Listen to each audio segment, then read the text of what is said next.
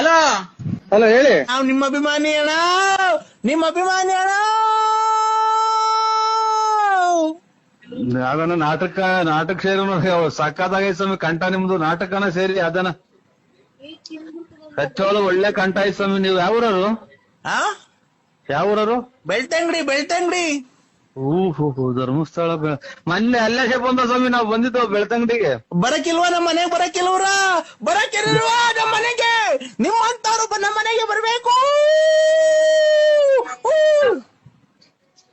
ಯಕ್ಷಗಾನಕ್ಕೆ ಚೆನ್ನಾಗೈತಿ ಕಂಠ. ಯಕ್ಷಗಾನ ಇದು ಆ ಕಡೆಗೆ ನಾಟಕಗಳು ಇವಲ್ವ? ಯಕ್ಷಗಾನ ಅಲ್ಲ, ನಮ್ ಕಡೆ ನಾಟಕ ಅಲ್ಲ, ಯಕ್ಷಗಾನ. ಯಾವ ಫಲರಿನೋ ತನಿನೋ